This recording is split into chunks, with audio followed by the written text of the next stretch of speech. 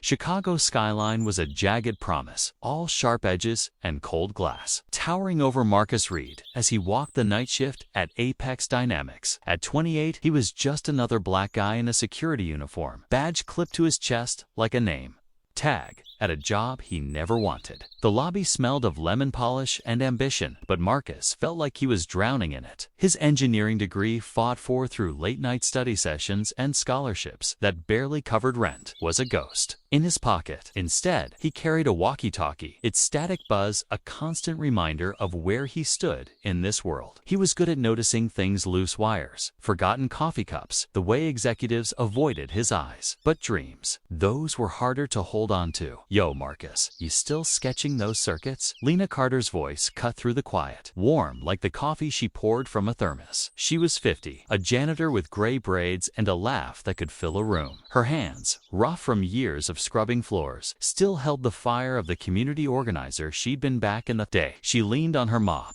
watching Marcus doodle on a napkin in the break room. He grinned, but it didn't reach his eyes. "Gotta keep the brain sharp, Lena. Ain't like they're promoting me to R&D anytime soon." "You're too good for this place," she said, pointing a finger. "Don't let these suits make you forget it." Marcus wanted to believe her, but the weight of being being the guy who opened doors for people who'd never know his name, pressed hard. He'd grown up in Englewood, where every kid with a dream got told to aim lower. He'd clawed his way out, only to land here, walking circles in a building that screamed money. Up on the 50th floor, Julian Carver was untouchable. The 45-year-old CEO of Apex Dynamics had it all: tailored suits, a jawline that screamed old money, and a reputation for crushing competitors. His office was a fortress of glass and steel, the city sprawling below like a chessboard he'd already won. But tonight, Julian wasn't sleeping. He paced, his polished shoes clicking on the floor, his mind stuck on a rumor that wouldn't quit: a vault hidden in the basement, holding secrets from Apex's early days, deals that could burn his empire to the ground. He ran a hand through his salt and pepper hair, his blue eyes haunted. He'd built this company, but at what cost? The guilt gnawed at him, a quiet voice he couldn't silence. Vanessa Holt, his chief of staff, was all edges, blonde hair pulled tight, smile like a blade. She watched Marcus from her office, her pen tapping against a clipboard. "That guard's been near the executive elevators again," she told her assistant, her voice low. "He's too curious. I don't trust him." Her prejudice was subtle, wrapped in corporate speak, but Marcus felt it every time she passed him without a nod. Then there was Old Man Willis, a retired maintenance worker who haunted Apex's loading docks like a ghost. His limp slowed him down, but his eyes were sharp, and his stories sharper. "There's a vault down there," he'd mutter to Marcus, leaning on his cane. Clara knew about it, paid for it too. Clara Evans, a name that hung heavy like smoke. Marcus didn't know her, but Willis's words stuck like burrs. It was 2 a.m. when it happened. Marcus was on his rounds, the building quiet except for the hum of fluorescence. He turned a corner and saw Julian, suit rumpled, slipping toward the basement stairwell with a key card in hand. His face was pale, like he'd seen a ghost. Marcus's gut-twisted he'd glimpsed blueprints in the maintenance room, old ones marked with warnings about traps in that vault. "Don't go in there," he yelled, his voice bouncing off the walls. Julian froze, his hand on the door. "What the hell?" he snapped, eyes wild. "How do you know what's down there?" Marcus's heart pounded, but he played it cool. "Just a hunch, sir. That place don't feel right." He wasn't about to admit he'd been poking through files he shouldn't have. Julian stared, like he was seeing Marcus for the first time. The moment hung there, heavy with questions. Neither of them was ready to answer. The lobby was silent again, but Marcus felt the shift. Something was starting, and he wasn't sure he was ready for it. He touched the napkin in his pocket, his circuit sketch crumpled, but still there. Like a piece of himself, he refused to let go. The next night, Marcus got a call on his walkie. "Mr. Carver wants you. Top floor, now." The voice was clipped, probably Vanessa's assistant. Marcus's stomach flipped as he rode the elevator, its mirrored walls throwing his reflection back at him, a black man in a uniform, out of place among the mahogany and marble. He adjusted his badge, trying to look like he belonged. Julian's office was a different world. The city sparkled outside, but the air inside was thick with tension. Julian sat behind a desk the size of a small car, his fingers steepled. "You stopped me from walking into a mess last night," he said, his voice low, like he was testing Marcus. "How'd you know about that vault?" Marcus swallowed, his throat dry. He could lie, play it safe, but something in Julian's eyes fear maybe made him take a chance. "I've seen blueprints, sir. In the maintenance archives. That vault's got traps, pressure plates, maybe gas. It's not just locked. It's dangerous." Julian leaned forward, his gaze sharp. "You're not just a guard, are you? What's your deal, Marcus?" Before he could answer, Vanessa stormed in, her heels clicking like gunfire. "This is absurd, Julian," she said, barely glancing at Marcus. "He's security. He shouldn't be in here, let alone talking about restricted areas. We don't know what he's after." Marcus's jaw tightened. "I'm not after anything, ma'am.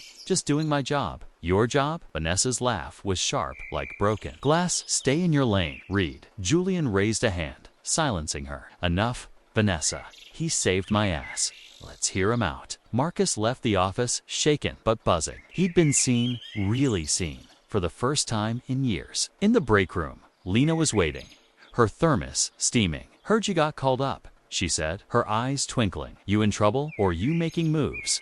"Bit of both," Marcus admitted, slumping into a chair. "Carver's got a problem, and I might be the only one who can help." Lena slid something across the table, a worn keycard. Its Apex logo faded. "Found this a while back. Stuck in a vent. Might be nothing, might be something. You're gonna need all the help you can get with that Holt woman breathing down your neck." Marcus turned the keycard over, its weight heavy in his hand. It felt like a key to more than just a door. Later, he ran into Willis by the loading dock, the old man's cane tapping a slow rhythm. "You're digging, ain't you?" Willis said, his voice low. Clara did too.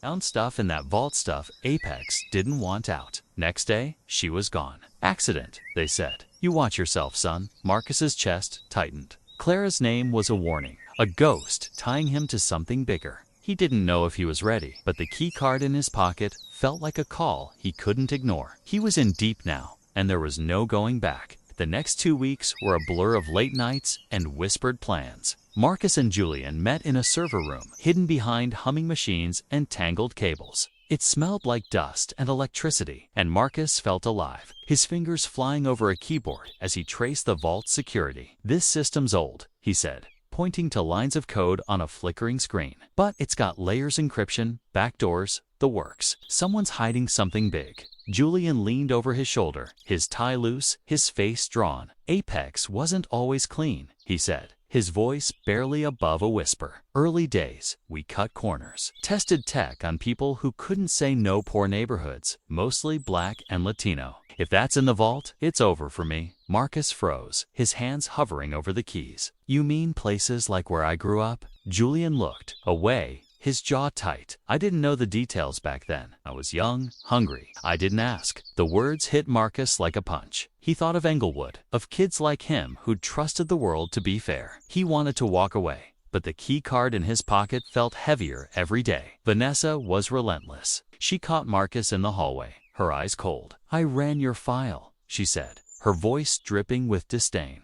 "No reason a guard should be poking around in our systems. I'm taking this to HR." She leaned closer, her perfume sharp. "You're out of your depth, Reed." Marcus kept his face blank, but his heart was racing. Back in the break room, Lena saw the storm in his eyes. "She's trying to bury you," she said, pouring him coffee. "But you're tougher than that. I know a guy, Trey, a hacker, can help with those files." Trey was a skinny kid with a laptop and a nervous grin, meeting Marcus in a dive bar that smelled of stale beer. "Got something," Trey said, sliding a USB drive across the sticky table. "A name, Clara Evans, engineer 20 years back. She called out Apex's trials, said they were wrong. Then she was gone. Accident, they claimed." Marcus's stomach churned. Clara's story was too close. Another black person with big dreams, crushed by the system. He told Julian, who flinched like he'd been slapped. "I heard about her," Julian said, staring at the floor. "I was new, just a VP. I didn't push back when they said it was an accident." Willis found Marcus by the loading dock, his cane tapping like a heartbeat. "Clara was like you,"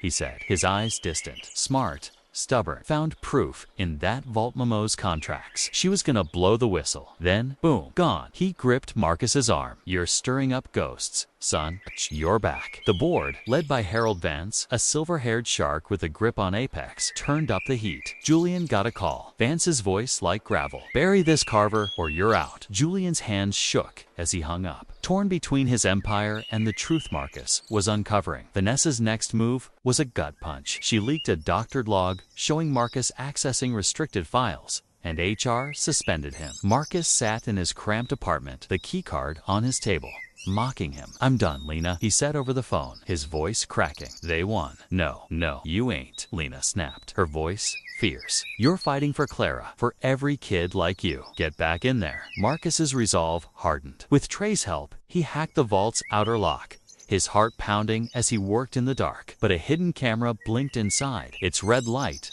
a warning. Someone was watching. Memories flooded back, losing a scholarship at 17 when a clerical error erased his application. His mom crying in their kitchen. Julian, too, was haunted, recalling his early days at Apex, ignoring red flags to climb the ladder. Their pasts were different, but the guilt was the same. They were in this together now, whether they liked it or not. The shareholder meeting was a circus. Apex's atrium packed with suits and flashing cameras. Marcus, using Lena's keycard, slipped into the vault at 4 a.m., his flashlight cutting through the dark. The air was damp, the walls cold. He disabled pressure sensors, his hands steady from years of fixing broken radios as a kid. Inside, he found a box of files, Clara's memos, yellowed but damning. Proof Apex tested faulty tech on communities like his with forged consent forms. His hands shook as he stuffed them into his bag.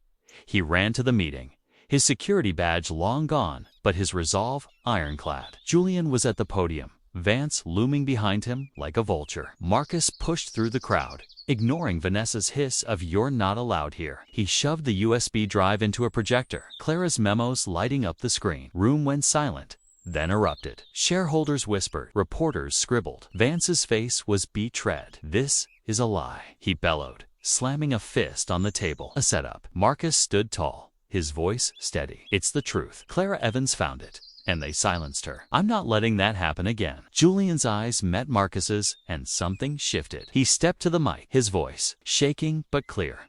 "Marcus is right. Apex did wrong. We tested tech on people who couldn't fight back. It stops now." Lena, in the back, slipped Marcus another drive tray's backups, just in case. "You got this, kid," she whispered, her eyes shining. Vanessa tried to spin it, claiming Marcus faked the files, but the evidence was too strong. Shareholders turned on Vance, demanding answers. Willis stood in the crowd, his cane steady, his nod a quiet tribute to Clara. Her ghost was there, in the memos, in Marcus's courage. The room felt alive with her presence, a wound finally opened to heal. The fallout was chaos. Vance resigned, hounded by lawsuits. Apex's stock tanked, but Julian announced reparations for the communities they'd harmed, starting with Englewood. He called Marcus to his office, no longer a fortress, but a place to talk. "I want you on my team," Julian said, his voice earnest. "Tech consultant, you've got the brains for it." Marcus blinked, his throat tight. "For Clara," he said, shaking Julian's hand. Lena threw a party in the break room, her laughter louder than the music. "Told you, Marcus, you're a damn hero," she said, hugging him so hard he laughed. Vanessa approached him later, her face pale. "I was wrong about you," she said, her voice low. "I saw a threat, not a person. I'm sorry." It wasn't enough, but Marcus nodded, letting it go. Willis sat with Marcus over coffee, his hands trembling as he told Clara's story. "She was going to change the world," he said. "You did that for her." Marcus started a scholarship in her name, funded by Apex's reparations. The keycard, now framed in his new office, caught the light, a symbol of truth over power. Julian rewrote Apex's policies, leaning on Marcus's ideas. Janitors like Lena got seats at staff meetings, their voices no longer ignored. The board humbled, greenlit diversity programs, though Marcus knew the fight was far from over. 6 months later, Marcus stood in his office, the skyline no longer a taunt, but a challenge. He led Apex's diversity push, mentoring kids from neighborhoods like his. Julian was different now, less guarded, joking with Marcus at community events. Lena retired, but dropped by, her hugs as fierce as ever. "You changed the game, kid," she said, her eyes wet. Vanessa kept her head down, her perspective shifting. Willis's story about Clara became a documentary. Its premiere, packed with Apex workers. The key card on Marcus's desk gleamed. Reminder of the fight that brought him here. Chicago's towers sparkled, and Marcus felt it a city, a company, a world starting to bend toward justice. He wasn't done, not by a long shot.